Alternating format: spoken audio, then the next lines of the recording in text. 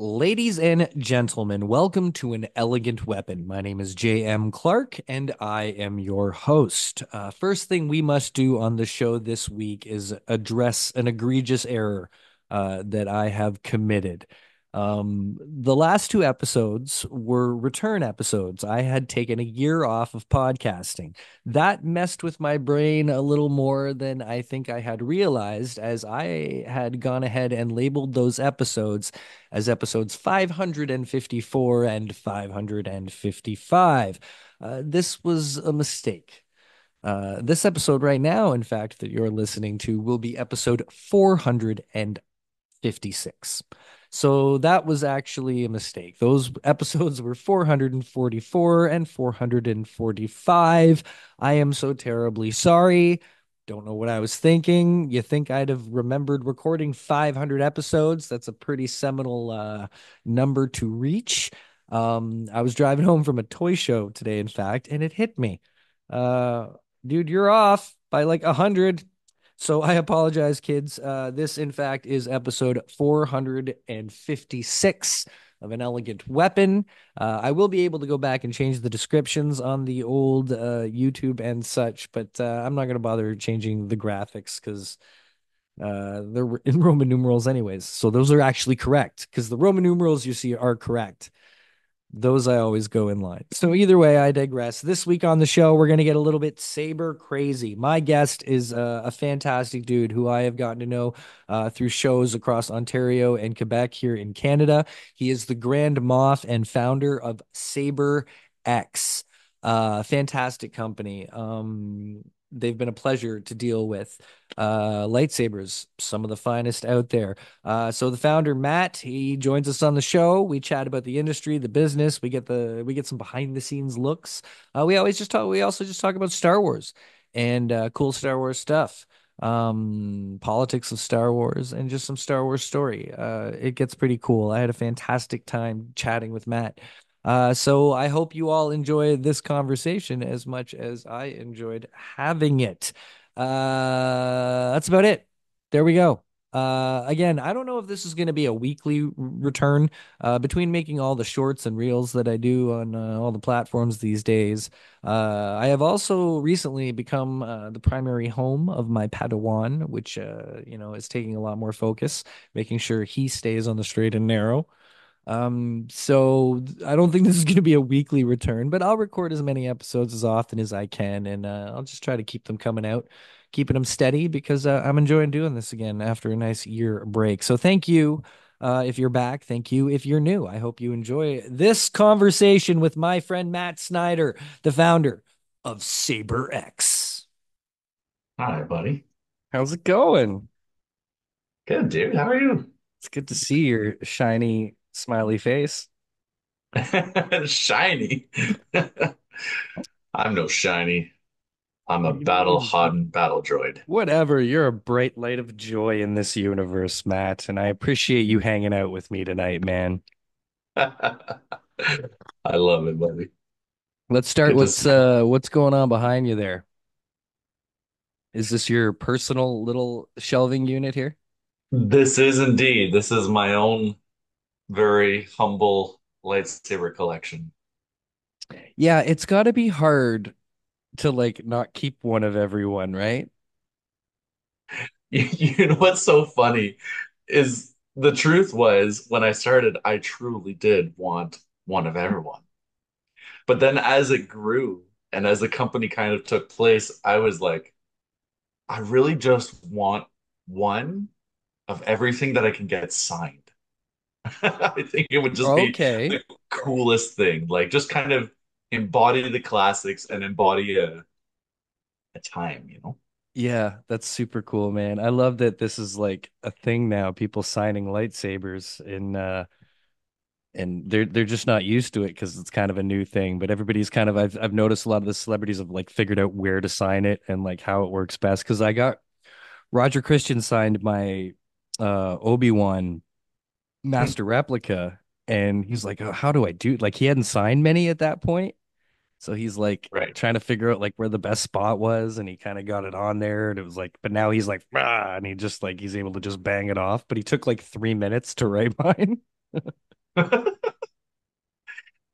I hope you also got that like signed and dated too, being like one of one. This is this or one of 5,000, like this is Well, my first one.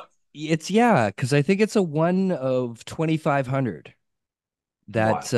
because it's the weathered one, the master replica weathered one. It was one of the first ones they did, and it was made right from like the original molds and stuff. And he was even quite impressed with it when he saw it. And yeah, there's only 2,500 of them. So I'm wondering how many of that 2,500 have actually been signed by the creator of the lightsaber, right? Truly. You may be the one and only. That's pretty cool. Maybe you are the chosen one. You never know, right? We can have our hopes and our dreams. So you said earlier that you were working on your workshop and you got a warehouse in the States? Yeah. Okay. And you mentioned that you're going to be doing Rhode Island Comic Con soon. Yeah. How, Yeah. We're oh, pretty stoked for that. well, it sounds like a great show, but how does a show like that hit your radar? Like in a time and era where there's like a million shows a year, what made Rhode Island stick out for you as a guy living in Montreal? Right. So, I mean, once the ball got rolling and we're like, we're gonna make this, we're gonna give this 100% of our effort, maximum effort. Um, the goal was we still need to be intelligent about it because there is an incredible amount of cons across North America. Hmm. So I obviously had to pick and choose a little bit. If I'm not mistaken, there's over 300 cons Easy. uh, that are available, right? So Right. I can only spread myself so thin, and also my staff. There's a limited amount that, you know, I don't want them leaving their family and their kids for for Yeah. the entire Oh year. yeah, for sure. Yeah, it's a hard Right? I mean, grind, you man. yeah. Oh yeah. So since last November, right? Inauguration of SaberX was essentially in 2021, but to do this as a full-time job, to give our heart and soul to it, was November uh 2023. Okay, that recently, eh? Yeah, as a full-time, I shut down my other company. I was a general Right. contractor, right? Building homes. And I'm like, this is my passion. This is it. We found it. Yeah. And it's been 1 year coming up in what are we? 2 days here Really? that we end the lease on our head office, Wow. official location where we can have a bit of retail presence, have people come in, check out the store. It's pretty cool. So when we inaugurated that, the first thing we wanted to do, having that as a home base, having that as Yavin 4, we want to keep everything within driving distance for the first year to Smart. get, yeah, right. So we took a circumference of a 10-hour drive, and I mean we broke that a little bit, but mostly within a 10-hour drive we would try to hit all of the cons within that area. Okay. That makes That, perfect sense. and then obviously there were some metrics like we'd applied to New York Comic Con this year. We weren't able to make it, unfortunately. Yeah, New That's York's a a big that's a big lottery to win, right? Yeah. that's a big lottery to win. Yeah. Yeah, that in San Diego, we're like it's a couple of year wait list at least, I think. Well, especially at a time now when I bet you, like, I'm sure there were a plethora of saber companies at New York Comic Con, and Yeah. and a lot of them have had their foot in the door already. So it's a tough thing to get over. I remember, like, because like for 13 years, I did this podcast interviewing comic creators, covering Fan Expo, got to the point where I work for Fan Expo. And never once would they ever give me press in the Mm, entirety of the history of Toronto Fan Expo Canada. They would just never give me press. mm. And I could never figure it out. I still to this day don't know why. I mean, they have me do their moderation now. But yeah, it's just the weirdest thing because like sometimes you just you can't figure out why, no matter how hard you work or how hard you try. There's a pecking order, there's something, I don't know, but like you're talking about a monstrous beast when it comes to New York Comic Con, right? But I hope you get in next year because that's like you'd be making millions if you did. Well, I don't know quite about that. You know what, Jay? It's kind of funny that you bring that up because it's one thing that I've learned so much about this space from the flip side of things. Like on the other side of the coin, I was somebody who always wanted a saber, right? I was the purchaser, I was the person hunting for something of good quality. Now that I'm on this side of the coin and actually selling the products, there is so much politics behind the Oh, scenes. wow. It's Yeah. wild. Yeah. It's wild. It's really interesting. And I mean, I suppose that's the nature of the world that we live in a little bit, right? It's all about who you know and how you know them and what your connection to each person is. And that's fine. That's fine, right? To each his own.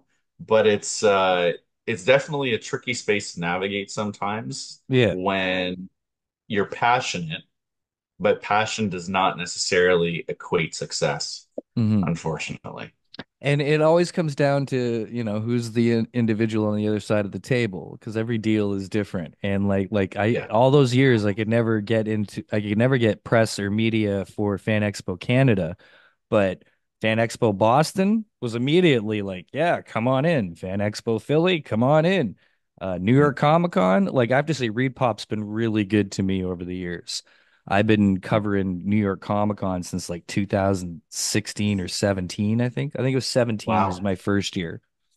And yeah, Reed Pop's been fan. That was just me applying. And that was just when it was like just podcasting. And there wasn't a lot of this giant stuff going on. So yeah, I was really, really lucky in that way. But I did know a few people and I was able to, say hello to the right individual to, help speed along the process, you know? Yeah. Inevitably, I think how it goes Hmm. in any sort of business, right? So I discovered this business in 2015. I went to Motor City Comic Con and I saw Mhm. my first ever custom lightsabers. And there were two guys tabling at this show. And one was Solo's Hold, Hmm. and the other was Darth Alice lightsabers. So both these guys are out of Michigan, and I'd never seen anything like it before. I didn't know this was being done. The only thing I knew of was master replicas.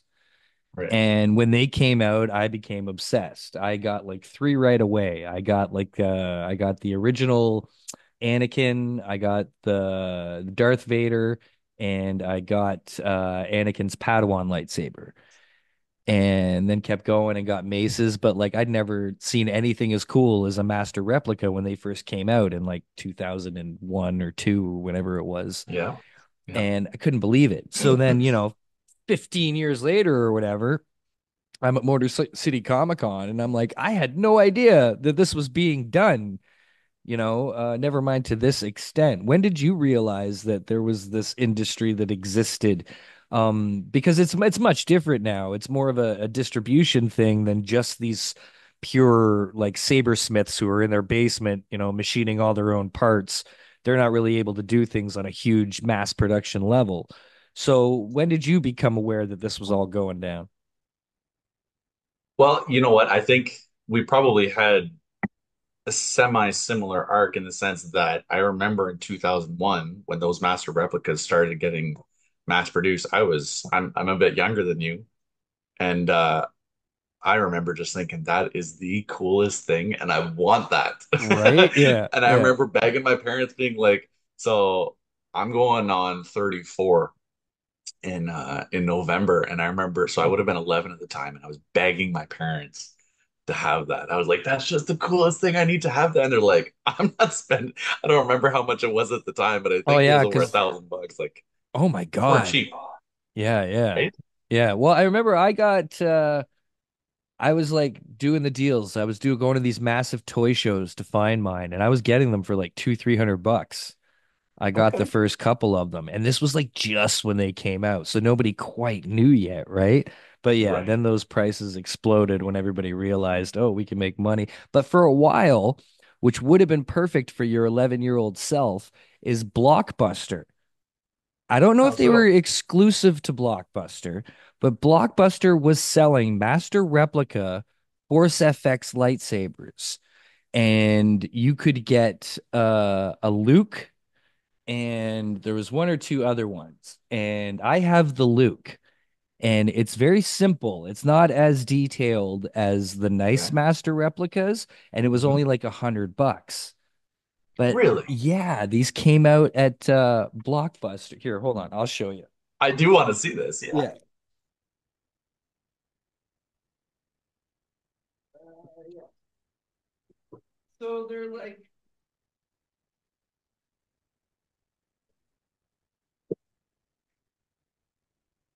so they're kind of toyish looking, right? Hmm. Oh, I'll put that here. And so That's not like bad. it's It's not not bad. bad. It's pretty thick in the neck, but Hmm. other than that, I mean, it's metal. It's like aluminum at least. It's very light, but it Okay. lights up like all the rest would. I don't have any batteries in right now. But Oh, for like right. $100 at the time, this was like unbelievable. And this is kind of what really made me realize I was a collector. Mm. Like, because I'd always been buying lightsabers and had all the like the vintage ones, but I never really looked at it as a collection because there were only like 10.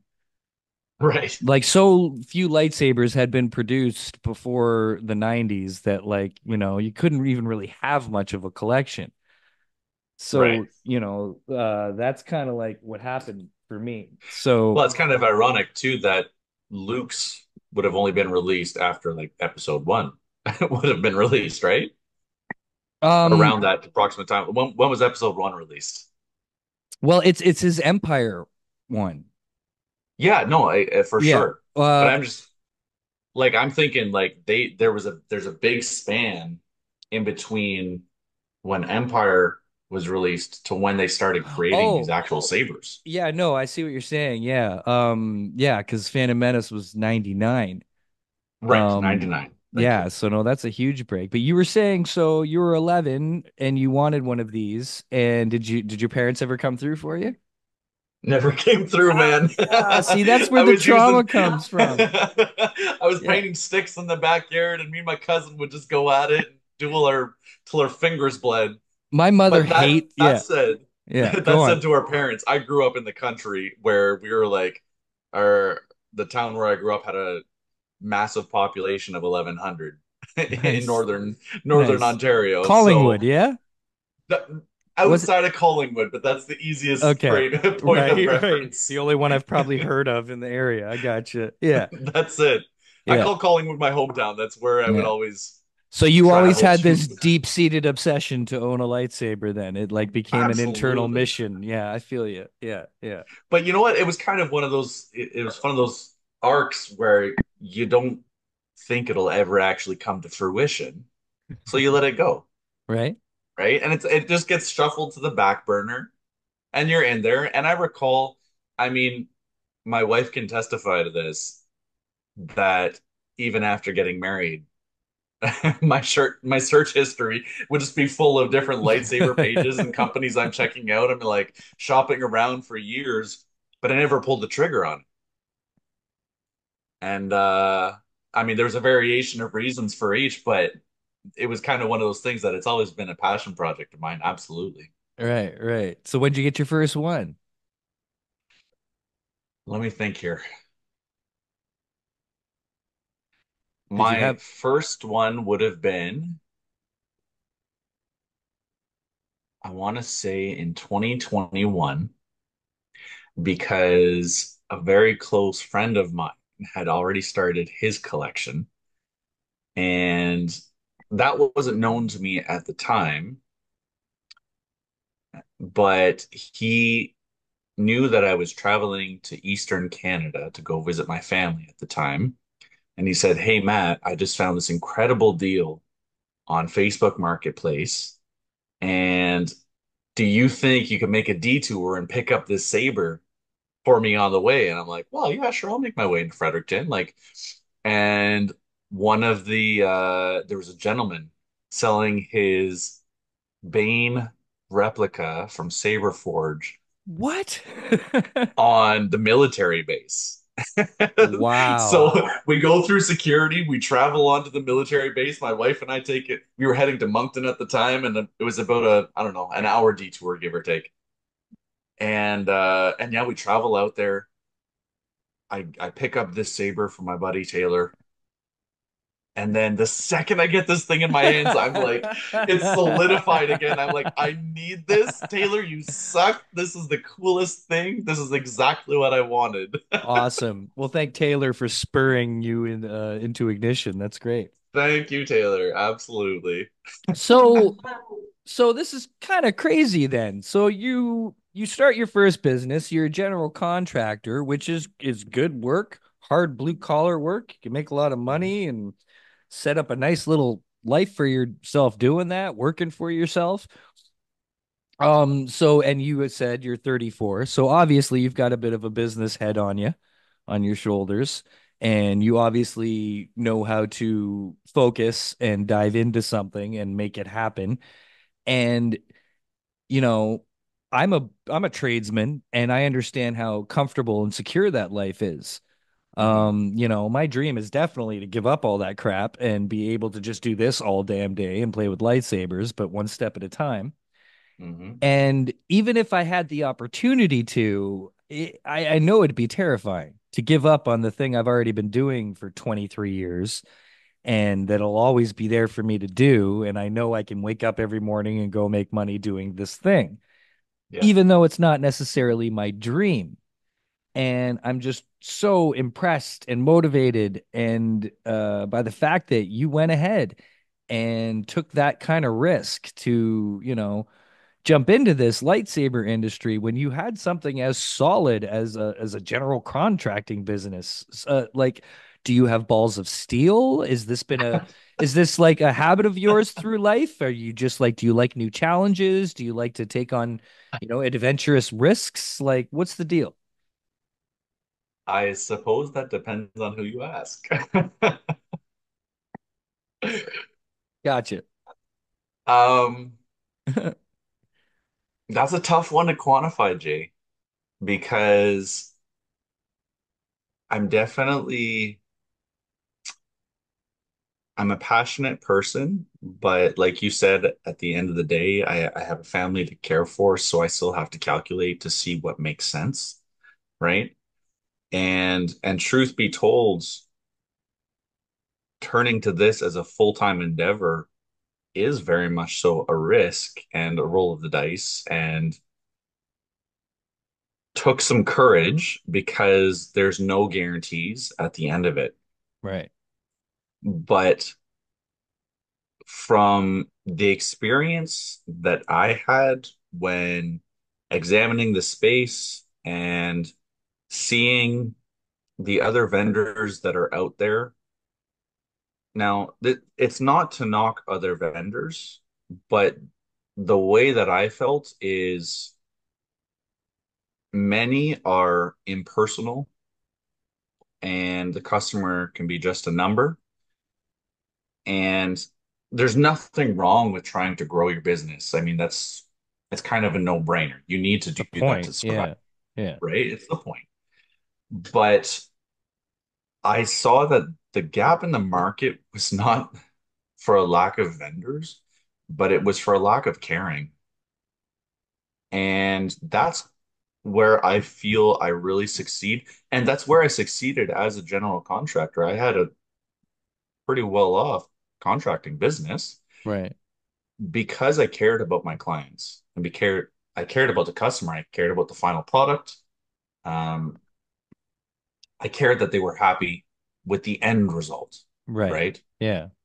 And so if something went wrong 4, 6 months down the road and they called me up and they said, "Hey, Matt, you got to fix this," we'd be there because I care more about building that long-term relationship with people than I do about making a buck. That's those are words coming from a man who knows what it's like to have clientele, Right. Right. repeated customers. Yeah. You absolutely want to build that relationship for sure. Yeah. Yeah, smart And move. so that's kind of the premise and baseline of where I started SaberX from, because I want to embody those same qualities in, in many ways, there's a lot of overlaps in building and structuring the company. Yeah. The retail business versus the contracting business, right? I haven't lost that care for people and that customer service. That is still 100% my main motivator and drive because I want to create an experience that embodies Star Wars, and that's all encompassing. That transports you somewhere else. It's not a simple transactional matter of, you hold out your credit card and you pay it to get Yeah. something cool. That's awesome because you still get a very cool product, but it's beyond that. It should be an experience to buy that lightsaber. You should be super excited to buy that Yeah. lightsaber. And that excitement should remain realistically if you're buying a cool enough product. Yeah. Yeah. So that's kind of where it's kind of That's spawned awesome. from. Well, it's definitely what's making you guys stand apart. And again, not to knock any other vendors. There's a lot of great vendors out there, but you guys have definitely risen above in your professionalism. It's plain to see in the way that you talk to your clients and the way that you talk to each other and the way that you engage the situation. It's plain as day. And that's why I've been a big supporter of you and what you're doing because we've talked a lot and it's there. It's a passion and it's the perfect balance. I really appreciate this balance of professionalism and fun that you're bringing to this. And, that's the whole idea. And you're right, that is Star Wars. And I recently got to have a very cool conversation with the inventor of the power saber. Cool. Are you aware of the power saber? Walk me through it. I'm aware, but I want to hear your story. Okay, this power saber is the world's first fully retractable and extendable playable with lightsaber. So even though there's Unbelievable. people they've invented the real saber, which is like, the tape measure technology, and the Mhm. other guy has got the awesome twist saber, which I got one Mhm. of those too, and they're super sick. They're so much fun to Mhm. play around with. Um, they are still, you can't duel with a 3D printed lightsaber. It's just going to get destroyed, right? And the Yeah, same thing with the real saber. It's very delicate, so you can't duel with any of these things. But this power saber is a solid, chunky toy. It's even got specially designed, where each blade piece would slide into itself?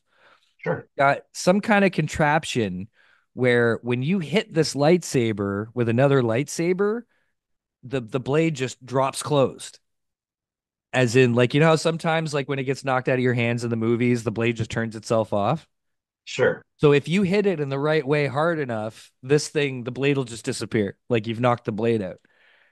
So because also keeps it so when you're like trying to close your toy lightsabers and you kind of have Yeah. to give it that extra bang and they don't just this Uh-huh. little device keeps it constantly smooth. Whether it's Wow. whether it's extracting itself or whether you're pushing it in, it's solid, right? So great toy, like totally designed the entire way through with playing with in mind, right? So I Yeah. love this thing. It's amazing. So I get an email, and for months, all my viewers have been bugging me. When are you gonna get the power saber? And you can't get it in Canada, right? So I haven't been able to get it for months, and people are just constantly like commenting on my videos, and I'm like, I know. So I get an email from this guy. His name is Yair Shiloh, and I didn't even believe it at first. Uh, and he's like, "Hi, I'm the inventor of the power saber. I absolutely love your videos and all this stuff, and I'd love to work together and all this crap." And I was like, "Yeah, all right." Like, because everyone else I talked to who had received a review, like a product to review, had gone through Goliath Games, Okay. right? There was all the reps. Everybody had a rep at Goliath Games, and that's who they're dealing with. And I'm like, why is Right. the inventor calling me himself? Like, Right. I Yeah. totally didn't believe it. Like, at all. So I actually then talked to the guy, and he's like a genuine viewer and fan. And I was like, this is crazy. This is nuts that the toy thing has just like become such a niche for me that like I'm getting to do this kind of cool stuff. So we got together on Zoom like this, and we didn't record or anything, but we just chatted.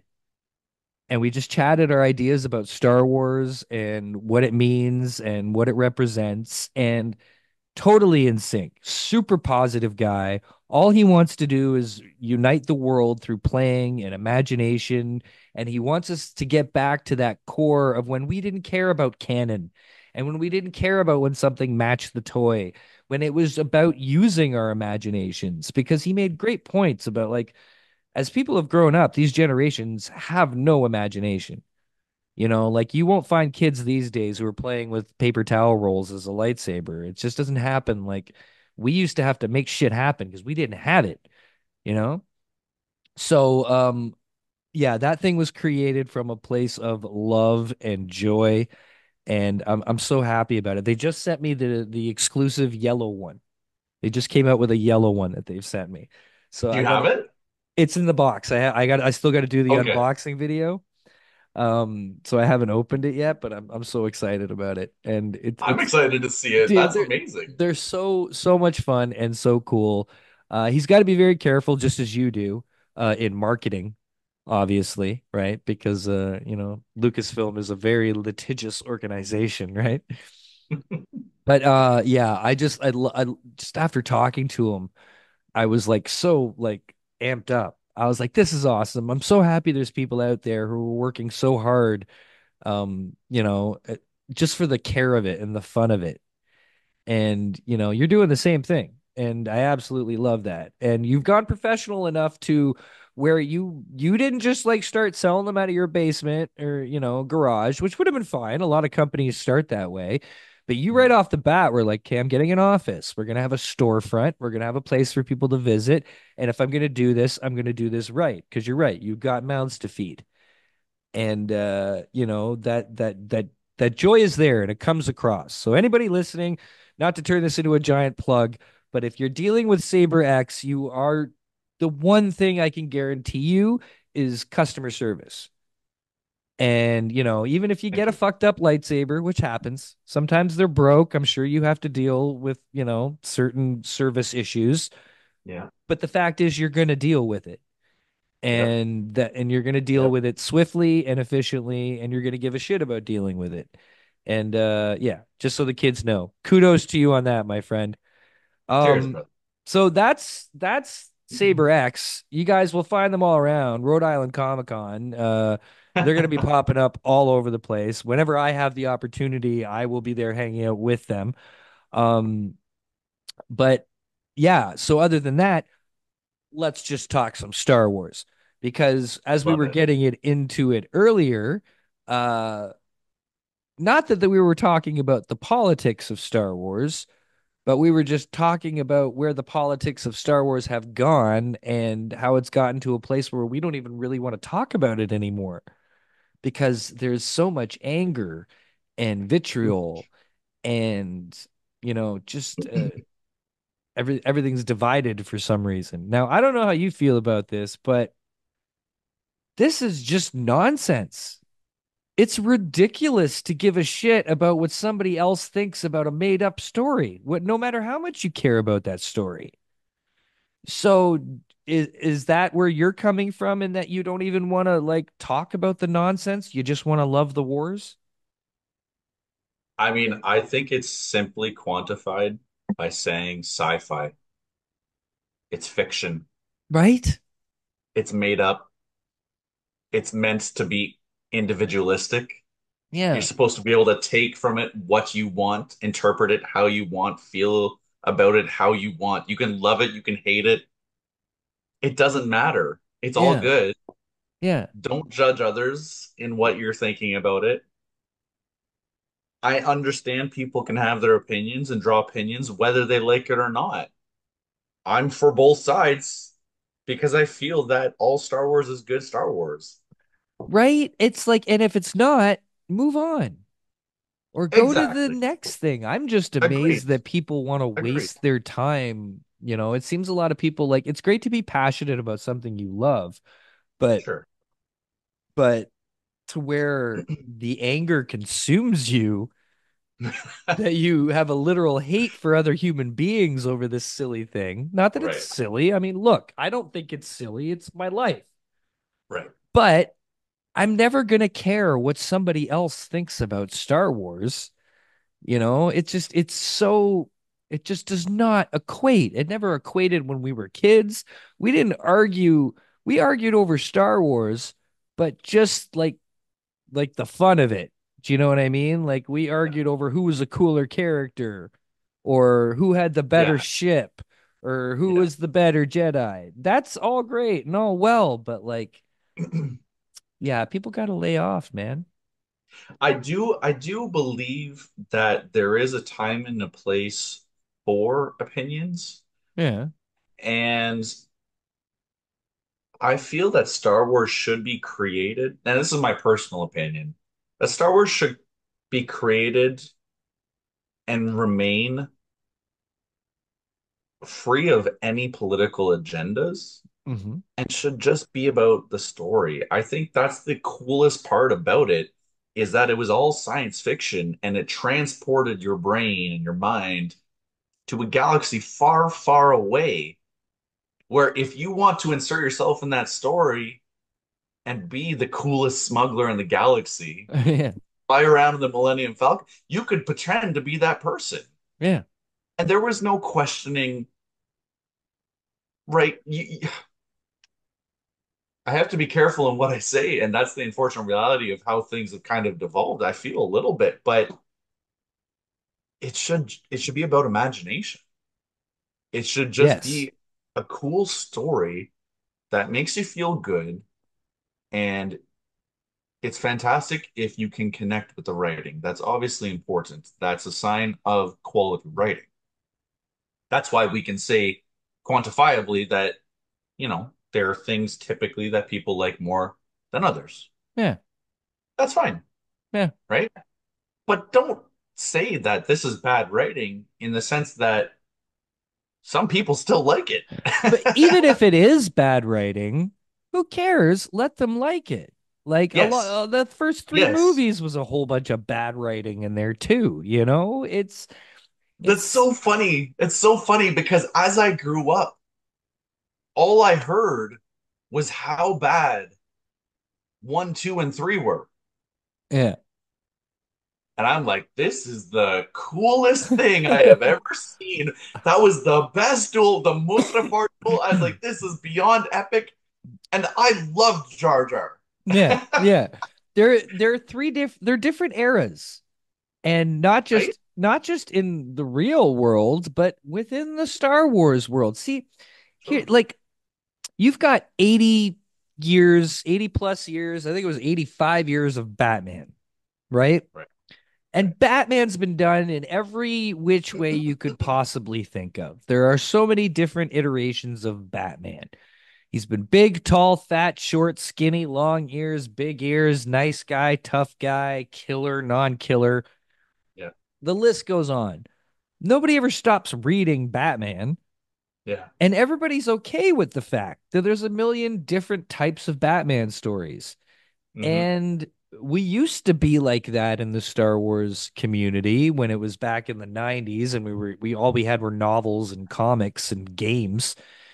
And people could have their different areas, but nowadays it's like all or nothing with most people. Like it's all Star Wars has got to be great or it's shit and it's woke and this and that.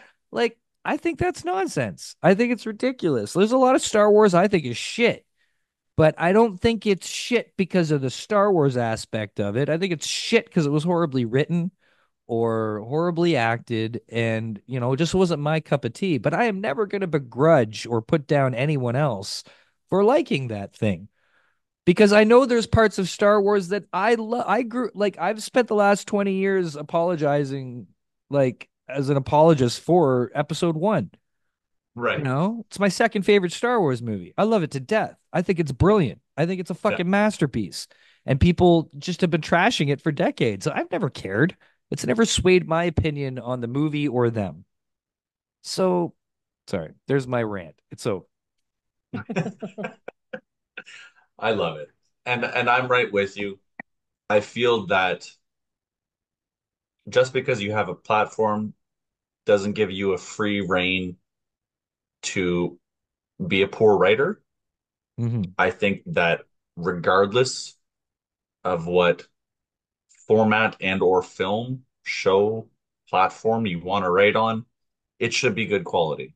Yeah. If you're expecting to have, you know, millions, if not tens of millions of dollars behind it, put the effort into it and see if you can align it with the majority of fans. I don't think there's anything wrong with fan service within a measure, Yeah. right? There's always a vision a little bit, but there's nothing wrong with it. That's why we appreciate.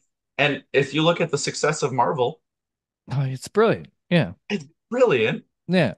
but there was a lot of fan service to it, but they didn't And do a it in lot a of shit. cheesy way. There was a lot of terrible things in it, Right? Yeah. but it wasn't, they weren't pandering, nor was it a politically, I don't know if agendicized is the word, but I think you understand what I mean. Like there wasn't Yeah. a political agenda. It felt like overall. Yeah. I think there is definitely something to be said for choosing the right people. It's like any team. It's like you and your team. It's Saber X. You need to choose the people that vibe, the people Absolutely. that get what they're working on, that particular project. And you know what? If a Yeah. certain story doesn't work out and people don't like it, fine. But you gotta be okay with that too. There's certain filmmakers like The Acolyte, a horribly written show. Like the dialogue was just atrocious. It really was. If you like the show, great. There was some lightsaber shit in there I thought was cool as fuck. I thought it was super cool. The show all around, not for me. I'm not gonna begrudge anybody who didn't like it, but I ain't gonna watch it again. And, that's where they lose out on Star Wars. They don't get more money out of me for the Acolyte because, it wasn't quality. There were some scenes that felt like an after school special. And I was just like, this is some horrible, horrible stuff going on here. And, I'll move on to the next thing.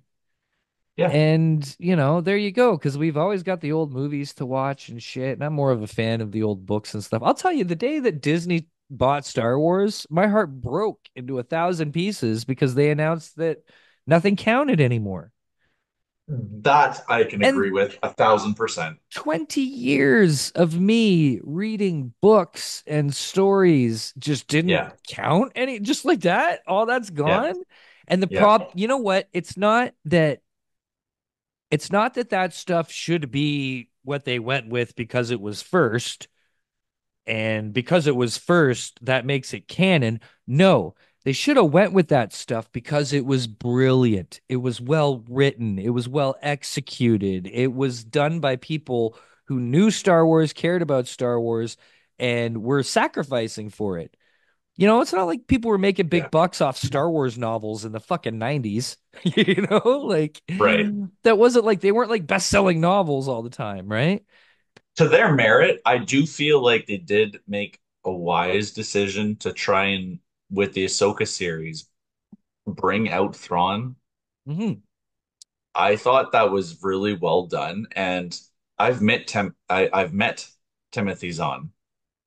First of Nice. all, he is just the most humble, kind, generous person, Yeah. and it was an honor to meet him and be able to chat a little bit about his thought process and the creation of Thrawn. Because, in my opinion, Thrawn is hands down the best villain Hmm. and or antagonist that has ever existed. He's just so cool. He's the ultimate bad guy Yeah. because he's right on the cusp of being a good guy. And I think that's just what's the best part. And I think I felt similar with Thanos. I mean, sure, some people will inevitably argue with me, right? But there's that logical reasoning of being like, I'm doing this for a reason, and that reason is Yes. on the cusp of being Yeah. noble, Yeah. right? But anyways, I digress a little bit, but I was proud of Disney for bringing that into it. But then I was a little disappointed with where they went with it because they kind of went off track with what Thrawn could have been in the Yeah. series. Yeah. That's why I hope he survives. I hope they're able to flesh him out anymore and really show that tactical Yeah, genius that he was in the book. yeah, Because in the books, he was a little more precise that he feels in the show. yes, If that yeah, makes sense. yeah. No, But I agree still, 100% with you. But it really comes down to, and I can say this having a little bit of insider information that it is exactly what we all think it is. Kathleen Kennedy needs to go. No offense to her. She's had a brilliant career, wonderful career, done very cool things, but none of those things match where she is now. Right. And it's so painfully obvious that Filoni is the heir apparent that they just need to go ahead and do it. And I'm not sure why they haven't, because it seems to make just so much sense. But maybe this woman just doesn't want to step down. Maybe it's her pride. Maybe she's such a. Sometimes I think Kathleen Kennedy must be the nicest person on earth. Because I feel like Right. maybe she's just so nice. Everybody just wants to keep her around and doesn't hate her because she's just so wonderful and supportive. But I don't know, man. I think we need to they need to kick it in gear. I saw a TikTok today. You know all these TikToks? I don't know if you've seen videos that are using the Deadpool Madonna song. Sure. Her version of it from Deadpool that's all like Yep. slowed down and epic, right? Yeah. And it was the scene in Rebels where Kanan sacrifices himself. I saw the same one. You saw that video? And I Yep. was just like, oh, like I'm about to tear while I'm watching Yep. this video. And I'm like, that's better than half the stuff we've had for 10 years, that one scene. And That's Rebels up is there with Rogue One. it's insane how a cartoon was able to imagine if they were doing that shit on screen, man. That's why Yeah. I can't wait for the Favreau, the Mandalorian and Grogu. I think they're gonna go there and we're gonna get some shit like that. Cause that scene. And then and somebody pointed out in the comments how he went blind. When he went blind, he told Hera that one day they were gonna see each other again. And then yeah. Oh, And then at the end of when he don't do that to sacrificed me. himself and he turns and you see his eyes and Don't do that to me. the blue comes into his eyes and he gets Oh to my see goodness. her. The force gives him his sight back for one last moment to be able to see her before he goes. Dang it, Bendu. And meanwhile, in live action, we're watching dudes steam their robes. So that there's a disconnect going on here, Being force pushed like 500 feet from a right? Padawan. Oh my gosh, just crazy. But I am excited. You know what? I'm excited for the Skeleton Crew As am I. because Yeah, I I'm think it's going to hopeful. be like Star Wars Goonies, I right? 100% agree. Yep. Like Star Wars Stranger Things is totally going to be like 80s kids vibe, which is Yep. exactly what Star Wars maybe kind of needs right now? Yeah. Yeah. It's kind of funny. Like on that note, I feel like what may fix live action is something silly. Yes. Yeah. If they do something that's really off the cuff, off the beaten path, break away from your standard canon. I mean, not don't break canon per se, but enough where it's like, all right, guys, we're making this just to remind you that George Lucas designed Star Wars, one, to be a fantasy, and two, also to be for kids, and three, to not take yourself so seriously. It was a part of the reason that he insisted on having puppets. It was part of the reason why they had some of the effects that they did, even when they already had CGI, that they're like, no, we're going to Yeah. remain with the puppets, even in the new series, right? Yeah. That it's a reminder to people that stop taking yourself so seriously. Yeah. Have a Yeah. bit of fun. Yeah. Realize it's entertainment. It's a movie. You It's know supposed to what's be fun. it's speaking of you saying that, the one of the creatures in Skeleton Crew is taken from the Ewoks movie. Awesome. Yeah. Do you remember like the rabbit looking, the white kind of with the buck teeth? It almost looks like a big white bunny. And Drawing a blank. it's messed up, but it's this weird little creature and they're bringing it back for this show. And I'm just like, that's perfect. That's the kind of fan service you need to hit up. And I really hope this like, I don't know. I hope it does well, man. And I 'Cause like Jude Law. yeah, Just right? I really liked Carrie Fisher. The Matrix was one of my top three movies. I really hope they don't kill him off right away because that would be super I disappointing to don't take an think, A-list actor and just yeah, murder him. I don't think they will. And because I didn't know until recently that he's a Jedi. Oh, Did you know this? no, They that's announced cool. he's a fucking Jedi. And Yeah, but so he, was Carrie.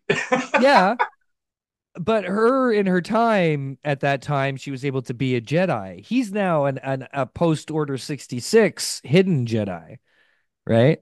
Which Okay. is, and he takes these kids on this fucking adventure to the fucking weird places, unknown regions. But it's, I love the fact that like there was a whole movie based on the fact that Luke was the last fucking one. I'm not talking about that last Jedi nonsense. I'm talking about the return of the Jedi. Yet now we know there's like dozens of Jedi just have been hidden through the galaxy. But I learned to forgive that a long time ago, or else we wouldn't have new stories, right? Can I just say, Yeah. I would really not want to play hide and seek with the Jedi. Mm. I feel like we'd lose, Mm. Dude, Carrie Ann Moss getting taken out so quick was a disappointment too. I was like, this is a yeah, character that should last for years, right? And she right? had, that's the worst part is like, she, I mean, I don't know the age that she was portraying in the series, but she was a pretty powerful Jedi. There's a Right? reason she got sent on that mission, Yeah, right? 100%. And then to be downed by a knife. Yeah. Yeah. Cool. Cool, guys. Yeah, that the only thing that show really did was make me want to rewatch episode 1 and go through where they're talking about the Sith Lords and how there couldn't be any. They've been gone for 1,000 years because Yoda knows. Like at least at the end of the series, it looked like Vanestra Rowe was about to tell him everything that Hmm. went down, right? Hmm. So then I was thinking about it and I want to rewatch it because I don't think there's a point where Yoda actually says anything.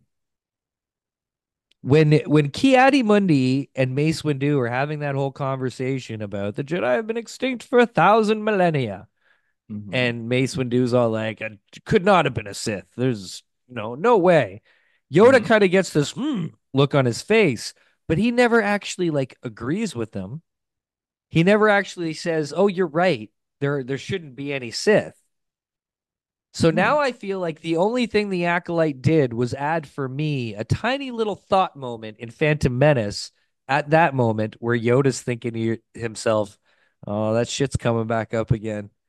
Or like something like that. You know what I mean? Like, Earl, how little did you guys know? But he also says, uh, the one thing, blinder we if we could not see this happening or something like that.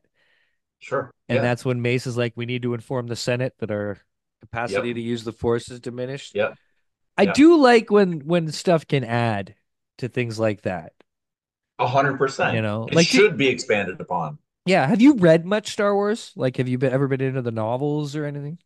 Some, Right. not enough. I did more of the extended, reading more about the Yuzong Fong, Yeah, Jason James, the new Jedi Order series. Yeah. I right? do recommend though Darth Plagueis I've heard. Yeah. because the last third of Darth Plagueis is happening simultaneously with the Phantom Menace. Oh, So cool. you're getting Palpatine's point of view of the Phantom Menace.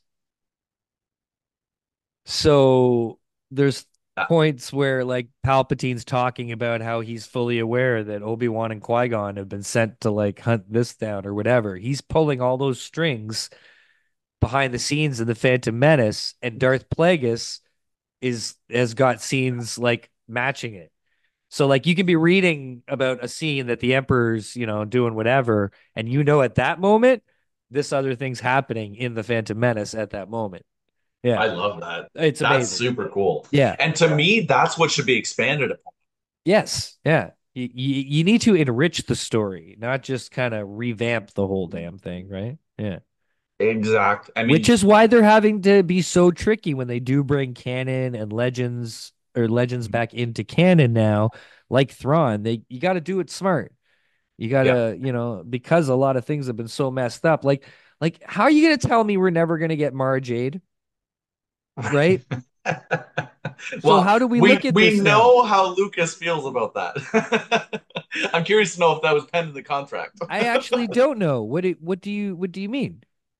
Oh, well, there's the whole meme about how Lucas throws the I don't know if it's an SNL skit or if it was like a boardroom skit where somebody brings up Mara Jade and Lucas is like, I never wrote her. Get out of the boardroom. You'll Uh, never bring I her name haven't up seen again. that. I haven't It's seen so that. funny. Yeah, It's classic. You have that's to, I'll awesome. send you the link Yeah. later. It's Well, pretty he didn't funny. invent Thrawn either, did he? So, That's um, it. Well, that's it. yeah. No, I think like I don't think how you get away with not bringing Mara Jade in. So you got to do one of two things. You either have to make her not Luke's wife and just a present day character, Mhm. or you got to flash back, show some of that shit that was going on in between Return of the Jedi and Force Awakens, and actually give us an old school Mara Jade. And that is why they should recast Luke. I'm of the camp of recasting Luke. I really am. I think you could easily have Interesting. Sebastian Stan play a little Yeah. bit older in between Luke Skywalker, especially when this is a series where they're recasting actors with similar people all the time.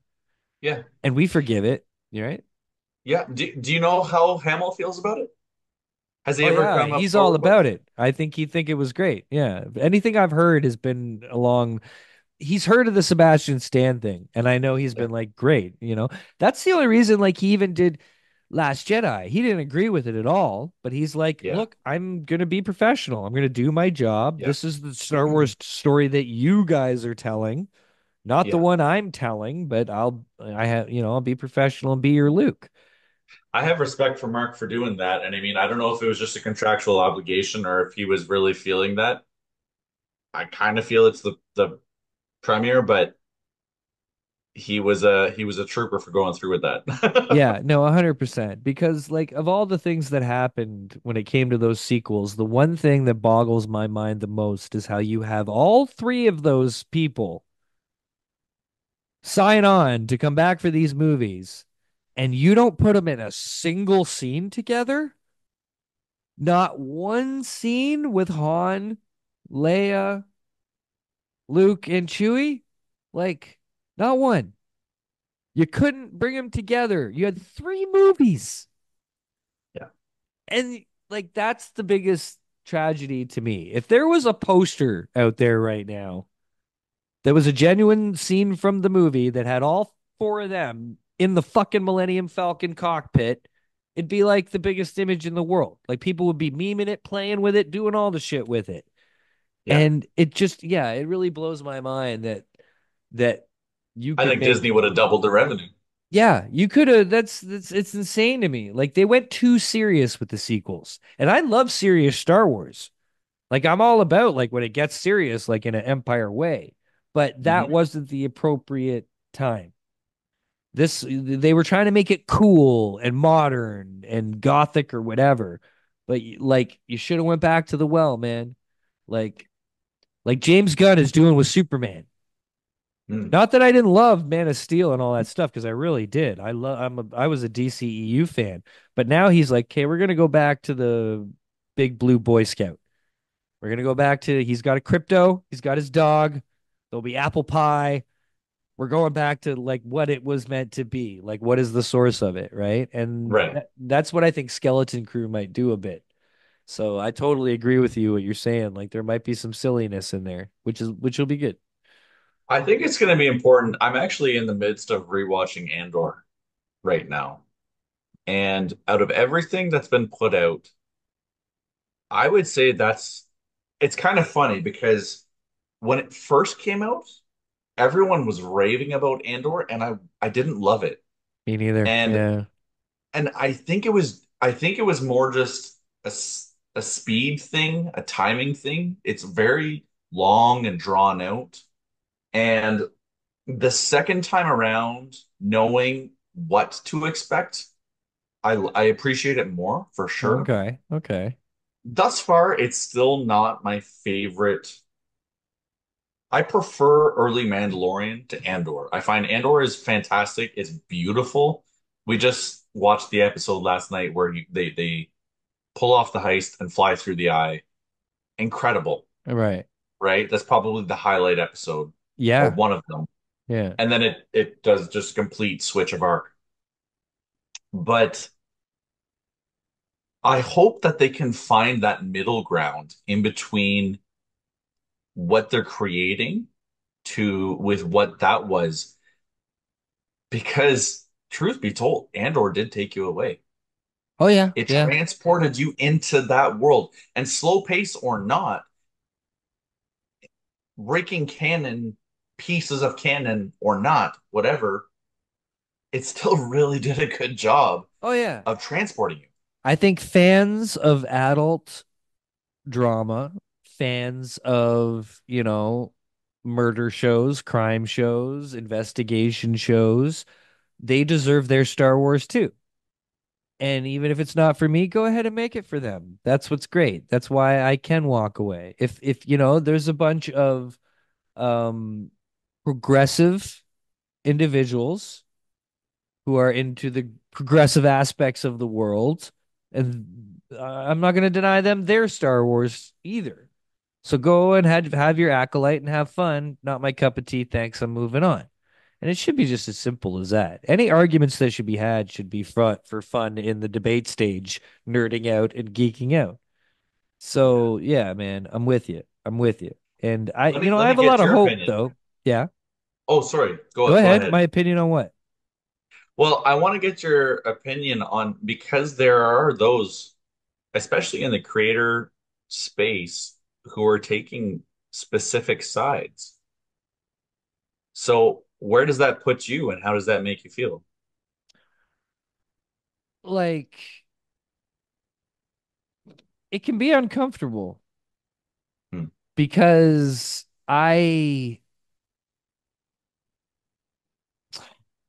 okay. Sorry to throw you under the bus. I was just No, not curious. at all. It's I think to each his own in a way, and I don't know. I don't seem to fit a lot of what's happening these days. Like a lot of the older Star Wars fans like me, guys from the 70s, we just don't give a fuck. Like about all the news stuff and all the nonsense and what creators do and this and that. We kind of just don't care. We just want to play with our toys and live in the Star Wars universe. And that's kind of how it's always been. So, you know, it was even weird. I mean, I can say this because he said it publicly, but Roger Christian, not a fan of the Acolyte and not a fan of what's going on with Star Wars these days. And he takes it pretty personal, but he made the damn thing. So when I'm standing there and having these conversations with him, I do partly agree with him that some stuff goes too far, but at the same time, I'm kind of like, Roger, do you really care at this point? Like, it's almost like You're he's 76 years old. yeah, Like, he's a mega fan on his own. You know what I mhm. mean? So I don't know, man. I try not to think about too much of that Do kind you of feel stuff. that you ever get the need to pull into that debate? No, there's too many other important things to debate. Like, Right. like what forms a kyber crystal? I'd rather have that debate. I like You that. know, which ship is faster? Like that's the debates we should be having, I like that. like I say, like I've always been a big like I like variety and I have this weird thing where I love canon. Love it. Love it to death. The more you can make something fit, the happier I am. But I don't cry and whine when it doesn't. I just like when you're good enough to make that's why the things I like Highlander. I'm obsessed with Highlander. And not just the movies, but the show.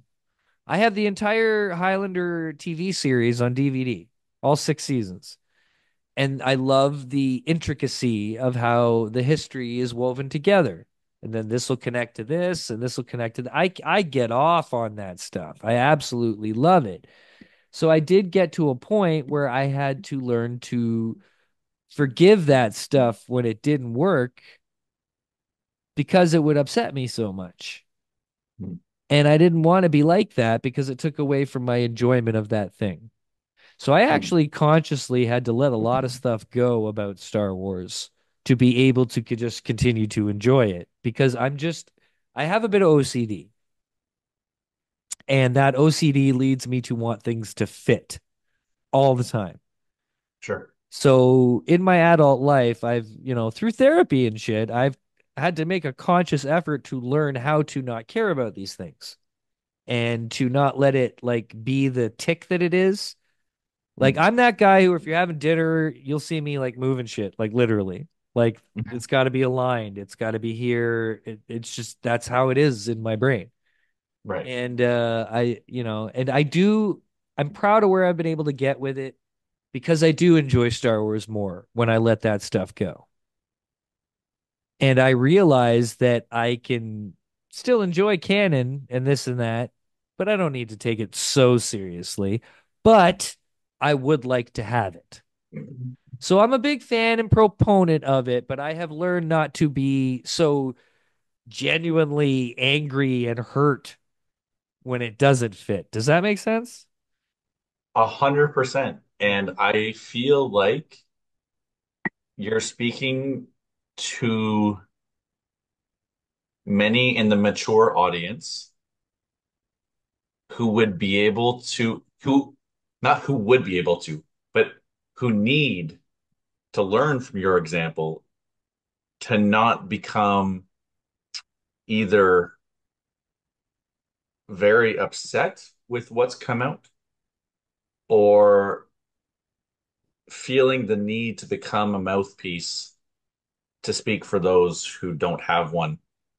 Now, that said, I do feel like there's a place for everything, Yeah. but I feel like you have one of two choices. You can either yell and complain and have a temper tantrum for all the things that have gone wrong, or you can choose to see the positive, all of the things that went right. And I feel it really speaks to the person oftentimes to how they choose to see the world.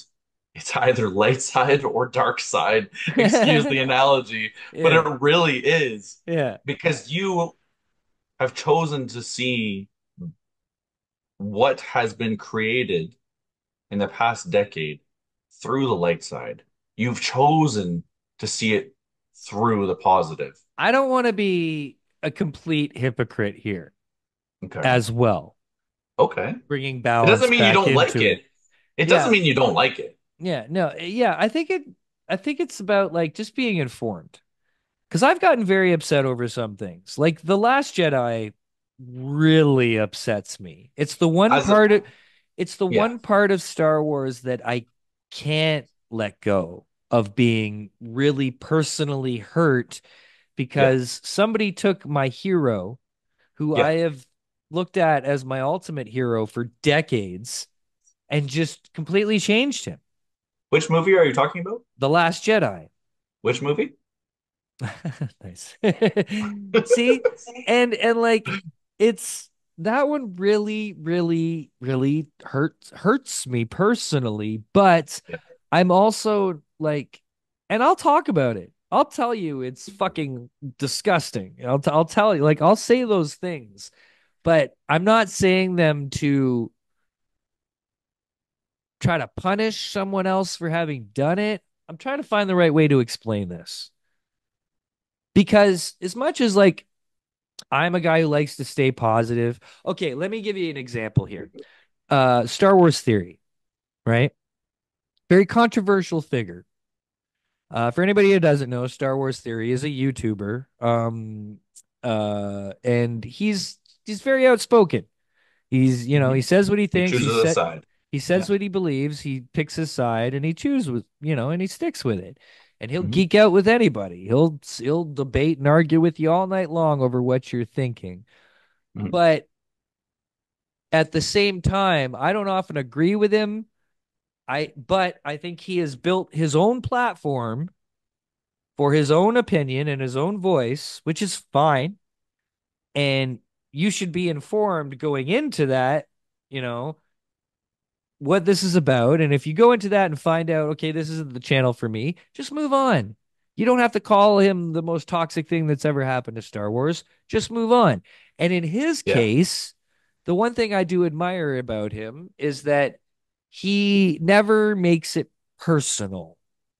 Like Hmm. he'll argue with you and tell you you're wrong, but he won't have, I've never heard him call someone like a loser or be like disparaging. I mean, Right. he said his fair share about Kathy Kennedy and things like that, but I mean, he's a And Star Ryan. Wars YouTuber. That's his fucking job, right? Yeah. And that's why, like when you said earlier about the creators and this and that, because Mhm. Roger Christian was on Saber Star Wars Theory, and he's a big fan of the guy. He likes him a lot, as many do. The guy's got millions of fucking followers.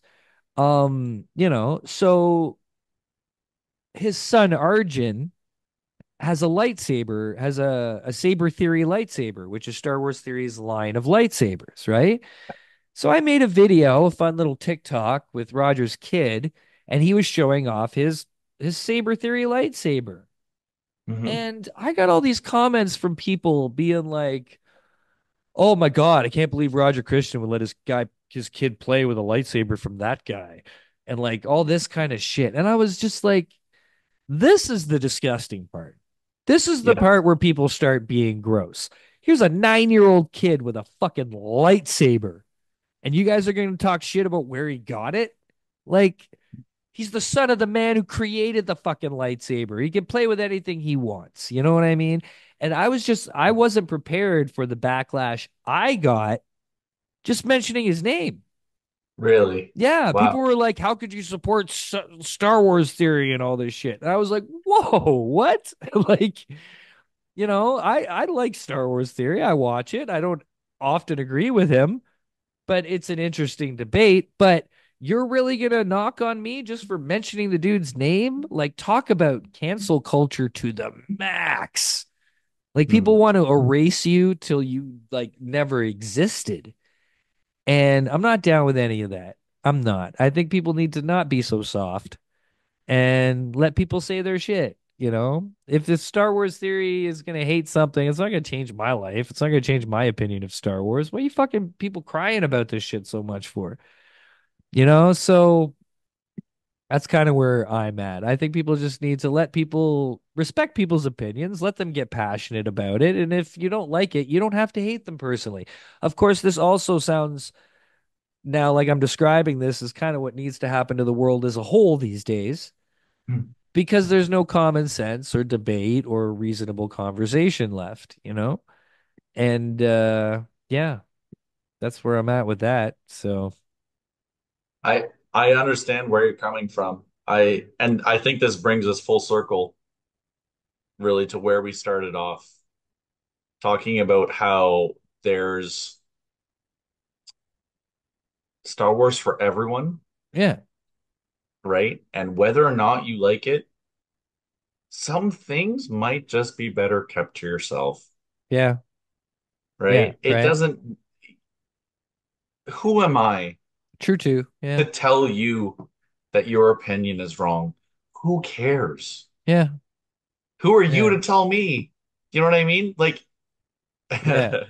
an expression I grew up with might be controversial, but you also have a belly button. What makes yours so special? Right? Yeah. Yeah. Yeah.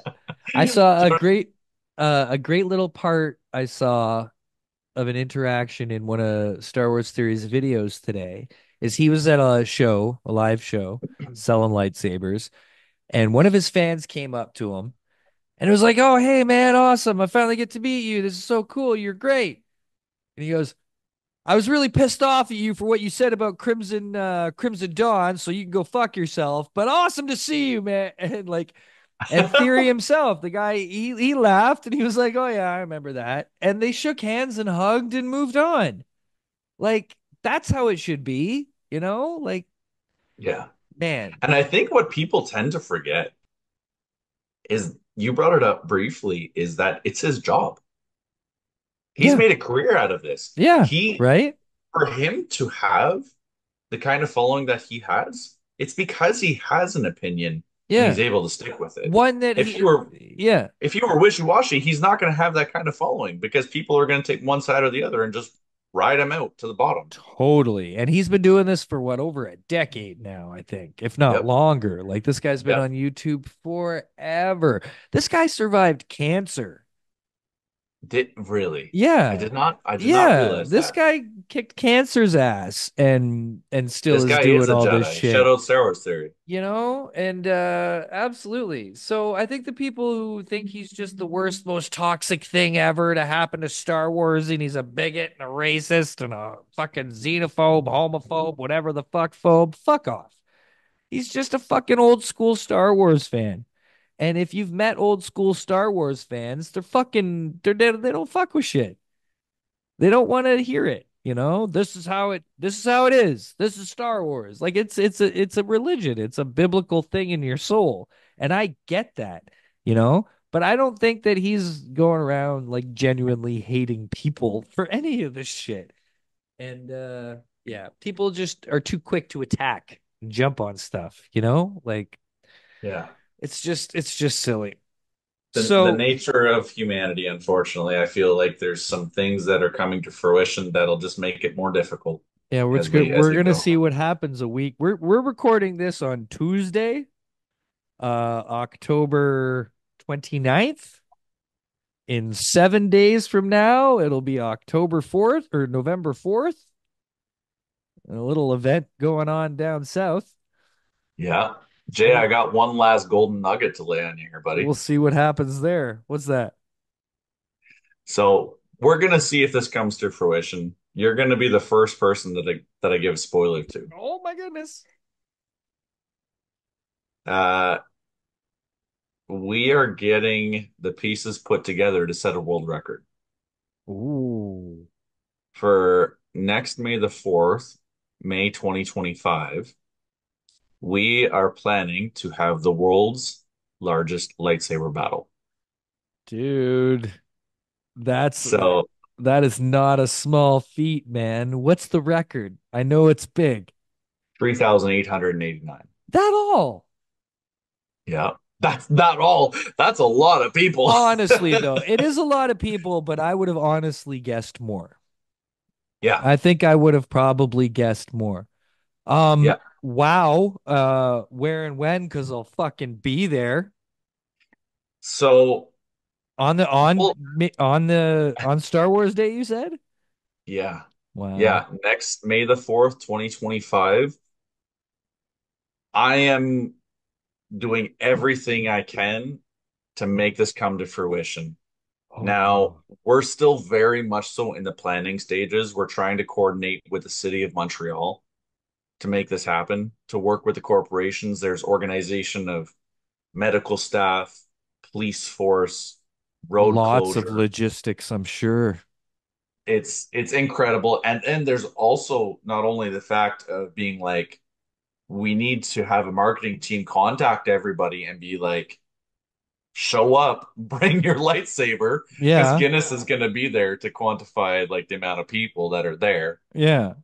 But to see this come to fruition is going to be the biggest thing possible. Oh, So we started trying to wow. reach out to like international YouTubers, Yeah. anybody who's connected with lightsabers, lightsaber community, adjacent even. Um, if you know anybody, give them a shout out, reach out, give them a poke, send I them our know way. I got 40,000 friends on YouTube who might be interested in a little event like that. So, yeah, Yeah. dude, And I got your back. I'm all over this. This is cool, I dude. love that. Yeah, You're no. getting the privy, I'm the getting scoop giddy. here. Oh, that's exciting, man. That's cool. Someone's got to break it. Might as well be Montreal. We're going for 5,000. That's what we're shooting for this next Wow. year. That's a lot of people. Do you have a potential spot yet? Like, where are you gonna put all them fucking people? We are hoping the idea so far is we're going to shut down the Jacques Cartier Bridge, Oh, fuck. which for those who don't know, shuttles over like 200,000 cars a day. It's a massive bridge between the island of Montreal and the South Shore. Wow. It's a massive event, so to shut this down is no small feat. Hopefully, we can get support. We are going to be setting up a crowdfunding event within the next couple of weeks to Okay. hopefully try and bring some things in because there's obviously going to be a massive cost to be able to provide all of these essential services, Of right? Just course. for Yeah. people's safety and Yeah. right.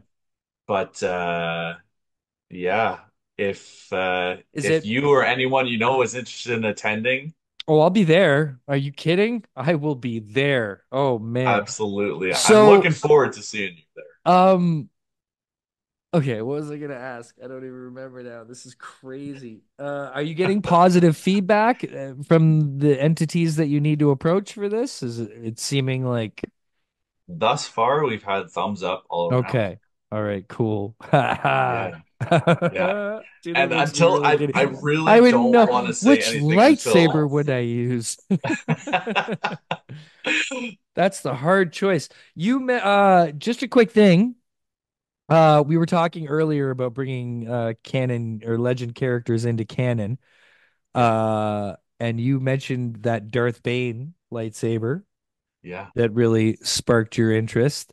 Uh, the canceled season of the Clone Wars was going to feature Darth Revan. Darth Revan was going to be a Force ghost in one of those episodes, but for some reason he got canceled. I can't remember why. Mm. Um, Darth Revan is a fantastic example, probably the best example of how mixed up and crazy lightsaber lore can get. And yeah, just wanted to share with you kids. This here is Darth Revan's Jedi lightsaber. And this is from Saber X. And how beautiful is that? Look at that thing. A lot of people mistake this for Darth Revan's Jedi or sorry, Sith lightsaber just because of the kind of evil look of these spiky things along the hilt there. But God, it's a gorgeous lightsaber. And people always ask me if this makes it uncomfortable to hold, but I find that here in your hand ridges actually fits perfectly. See right there? It goes right in there. And I actually get a better grip out of this lightsaber and I'm able to spin it easier because of these things I have found. But this is another hope, just like Mara Jade. You can't tell me you're never going to give us a live action Darth Revan. Like, we really need a straight up Tales of the Jedi show where it's Yes. not just a special, it's not just a cartoon. Give me like a Twilight Zone style Star Wars. Every week we get a new, fresh, different story, different characters. No through thing. Do you know what I mean? Like just one offs. I think that would be what we need. I think that would be fantastic. It would be incredible. But Honestly, if they could do a yeah, full arc for these EU characters, like, right. It'd be yeah. amazing. Uh, kids, check out saberx.ca. These guys are going to help you out and you will find glorious stuff like this. What is this running these days?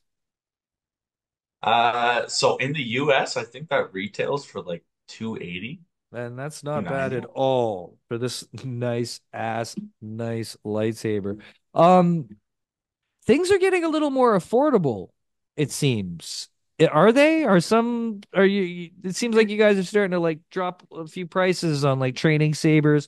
I know they're like the basics and stuff, but $100 Yeah. for some of these and not just your training sabers, but seeing some real good deals out there is am I right about that?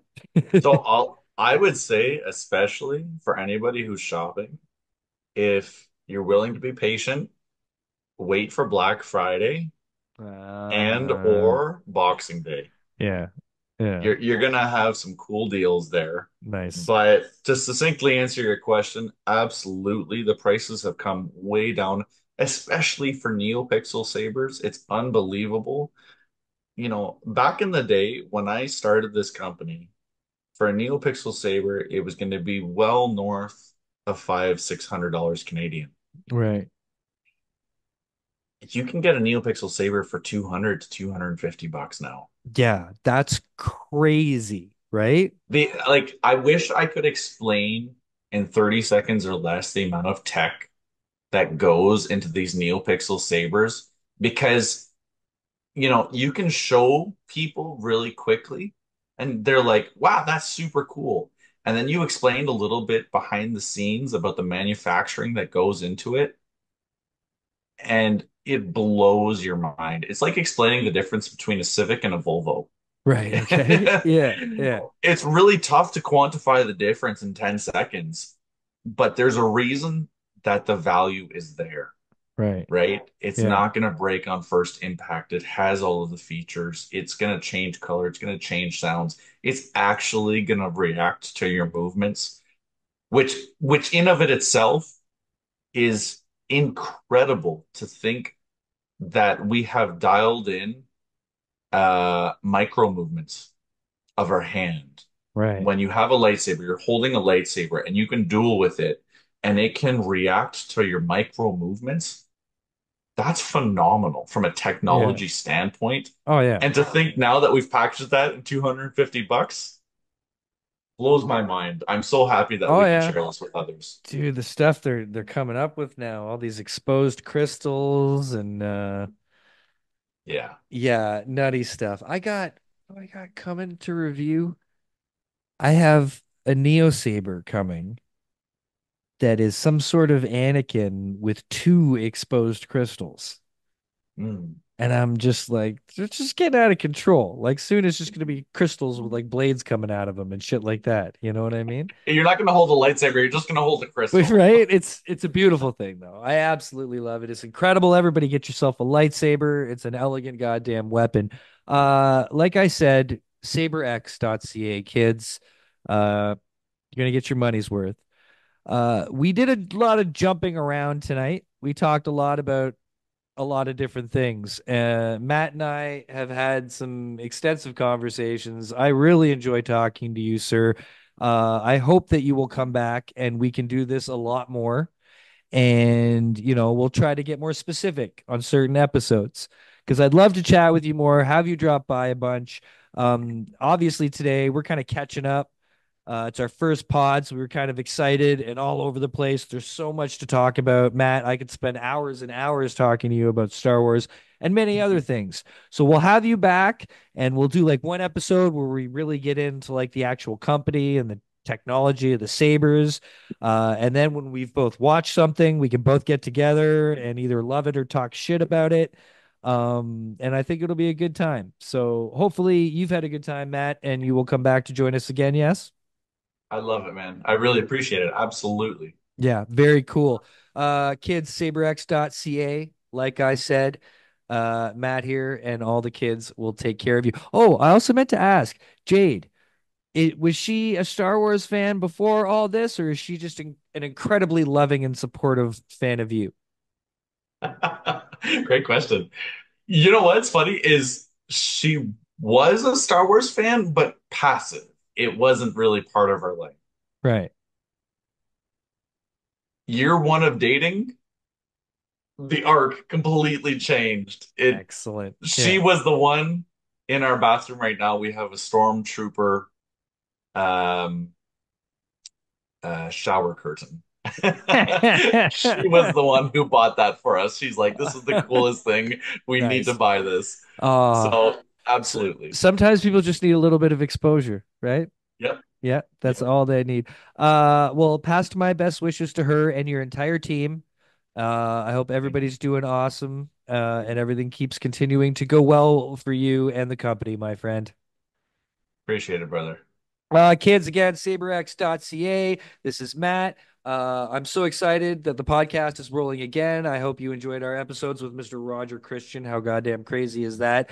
But I have a few more very cool guests lined up, so we're gonna have a lot of fun. So keep coming back again. If you want the audio versions of this, you can find it on Apple, Spotify, maybe YouTube Music. I'm not quite sure yet. I didn't even realize they had podcasts. It was brought to my attention earlier. So I'm going to see if I am on there. If not, I will get the show on there. Or you can sit here on the YouTube on this channel and watch away. So thank you all for tuning in. I hope you've enjoyed this evening's festivities. We'll be back again. But for now, that's all we got this week on An Elegant Weapon. Peck it is.